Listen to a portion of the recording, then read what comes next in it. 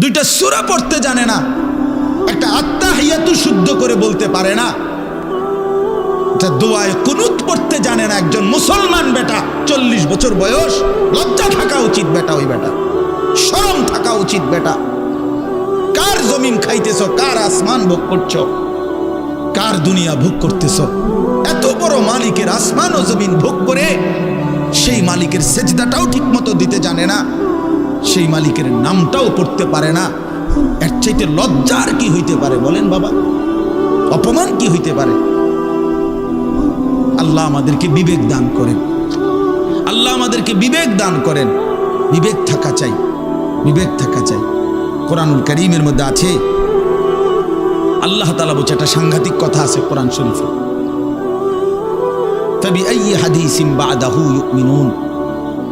আমার দিল নড়ে কোরআনের এই আয়াত শুনলে, কলিজা শুদ্ধা কাঁইপা ওঠে। আল্লাহ তাআলা কোরআনে বলছেন, এই 29 পারার মধ্যেই আছে, সূরা মুরসালাতের মধ্যে আল্লাহ তাআলা বলে, বান্দা 23 বছরে আমি আমার রাসূলের কাছে এই সর্বশ্রেষ্ঠ কিতাব নাজিল করলাম, আমার সবচেয়ে শ্রেষ্ঠতম কথাগুলো আমি তোমাদের জন্য দিলাম। বান্দা, এর চাইতে আর দামি কোন কথা বললে তোমরা আমার কথা মানতা? বুঝেন নাই? ফাবিআইয়ি হাদিস, ফাবিআইয়ি হাদিস। আল্লাহ বলছে, বান্দা এরপরে আর কি বললে, এর চাইতে দামি কথা আর কোনটা বললে, আর কোন কিতাব নাজিল করিলে, আর কেমনে বললে? ফাবিআইয়ি হাদিসিন বা'দাহু ইউমিনুন। আর কিভাবে বললে বান্দা ঈমান আনতা, বিশ্বাস করতা? আকিমুস সালাহ, আকিমুস সালাহ 80 বারের চাইতে বেশি বলছি আমার কোরআনে, আর কতবার বললে আমারে সেজদা দিতা? ইত্তাকুল্লাহ, ইত্তাকুল্লাহ বারবার বলেছি, আল্লাহকে ভয় করো, আর কতবার বললে বান্দা আমারে ভয় করতাম? কতবার বলছি? আল্লাহ বলবেন, রাসূলুল্লাহ সাল্লাল্লাহু আলাইহি সাল্লাম বাপ আমার, বন্ধু আমার, নওজোয়ান সাথী আমার, মনে রাখবেন, বিশ্বাস করেন, রাসূলুল্লাহ সাল্লাল্লাহু আলাইহি সাল্লাম হাসরের ময়দানে অসংখ্য উম্মতকে জিজ্ঞেস করবে। এই আমল নামা যখন দেখবে, প্রত্যেকটা উম্মত তার নিজ নিজ আমল নামা, রাসূলুল্লাহ সাল্লাল্লাহু আলাইহি সাল্লাম দেখবেন।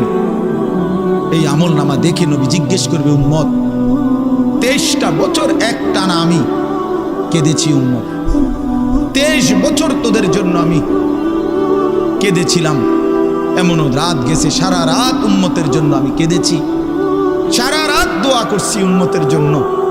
তায়েফের পাথরের আঘাতে পিঠ চালনির মতো ছিদ্র বানায় ফেলছি, পেটের কষ্টে, ক্ষুধার কষ্টে 14 দিনের চাইতে বেশি পেটে 2টা পাথর বাইদা ক্ষুধার কষ্ট হজম করছি।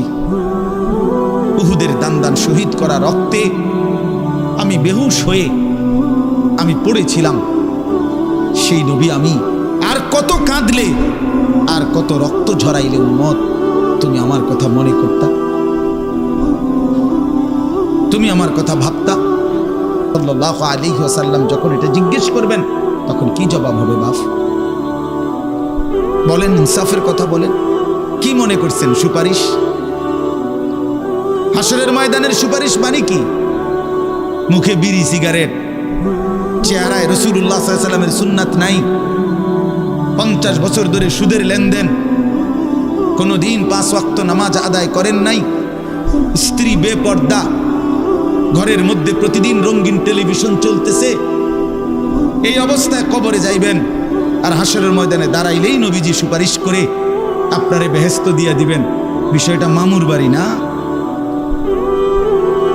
বিষয়টা মামুর বাড়ি মনে করছেন আপনি। এটাকে কি মনে করলেন আপনারা? রাসূলুল্লাহ সাল্লাল্লাহু আলাইহি সাল্লাম সুপারিশ করবেন, এর কোনো নিয়ম কানুন নাই, কোনো বিধি নিষেধ নাই, আইন কানুন নাই। হাউজে কাউসারের পানি, এটা কি 10 টাকার পানির বোতল মনে করছেন? রাসূলুল্লাহ সাল্লাল্লাহু আলাইহি সাল্লাম বলেছেন, 1 ঢোক পানি পান করলে আর কোনোদিন বান্দা তৃষ্ণার্ত হবে না। এতটা আজিমুশান দামি, এমনি এমনি দিয়ে দিবেন, এটা এমনি এমনি দিয়ে দিবেন? দয়া করে ভাবতে শেখেন, নিজের ভালো বোঝেন, নিজের ভালো